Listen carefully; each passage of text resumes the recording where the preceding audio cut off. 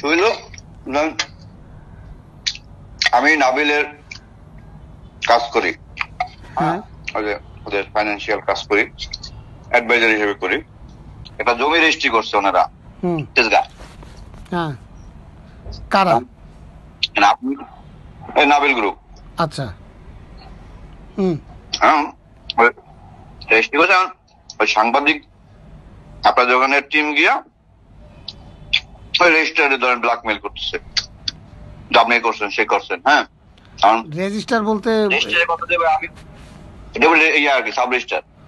কিন্তু শফিক আহমেদ এখানে, আমি আরে ফোন দিয়েছি, আমি বলি ভাই আপনারা একটা কোম্পানির একটা ভালো মানুষ এরকম কেন সাফার করতেছেন, আমি আপনার সাথে একটু বসতে চাই। না, শফিক আহমেদ কি বলছে ওইখানে, বা সে কাউকে পাঠায়? এটা তার কন্ট্রোলে আছে। হ্যাঁ, তার কন্ট্রোলে।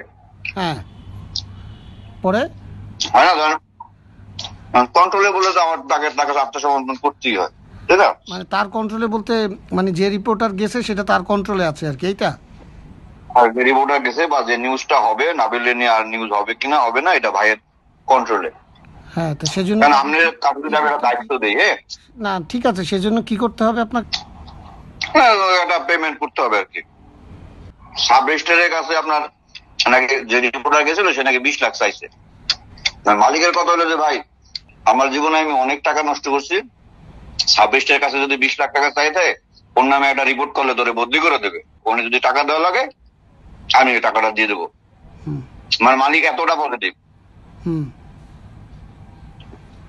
আমি আবার বলছি যে ভাই মালিক তো এটা বলে, ঠিক আছে, এতে হবে না, মানে এটাতে হবে না, এরকম আছে। কিন্তু এমন জিজ্ঞেস করেননি তারে কত দিতে হবে? মানে এটা অ্যাবসার্ড অ্যামাউন্ট, 1 কোটি ওইখানে যে গেছে এতে কোনো সন্দেহ নাই। কিভাবে? ওই যে আমি ওই যে শফিক ভাইয়ের হাতে ওই যে সাব রেজিস্ট্রার হিসেবে দলিলের নকল আছে না, ওই নকলটা দেখছি। হ্যাঁ, যে দামে দলিল হয়েছে বা যে দামে হয়েছে।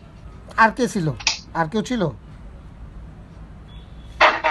ওই যে মহিম নিজাম নাকি, সেও একসাথে ছিলেন? হ্যাঁ, ওনারা তো একসাথে রিপোর্ট করে না নাকি? না, এই আলোচনা একসাথেই হয়েছে। হ্যাঁ জি। ওই 12 তলায় বসছিলেন বোধ হয়, না? এখন এইটা ধরেন, হ্যাঁ 12 তলায় বসছিলেন নাকি? হ্যাঁ, টিএমসির 12 তলায়।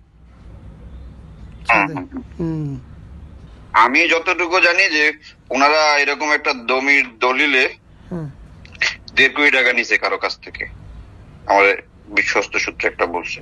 তো আমাদের কাছ থেকে ওদের এক্সপেকটেশন ছিল, কিন্তু আমার কথা ছিল যে আমি তো তোমার সেটা আবার কারে? সেটা তো কারে সেটা বলবো না। প্রথম কথা হলো আমাদের কেউ যায় এইভাবে টাকা চাওয়াটা, এটা আমার কাছে অস্বাভাবিক লাগতেছে। এইরকম তো আমি কেউ ভাবতে পারি না আর কি অফিসে। এই আপনার কি মনে হয় যে আপনার ভাই আপনাকে মিথ্যা কথা বলবে? আমি তো আপনার সাথে একবারও বলি নাই যে, আমি বলছি ভাবতে পারি না, ভাবতে কষ্ট হচ্ছে। কিন্তু আপনার যে মিথ্যা কথা বলতেছেন না, সেটাও তো আমার এখন আপনার ব্যাপারে যখন কেউ যদি আমার কিছু কয়, তখন আমি কমু না যে ভাই তো এটা আমি ভাবতে কষ্ট হচ্ছে, আমি তো এটা ভাবতে পারতেছি না। বিষয়টা আমার কাছে অনেকটা ওই রকম।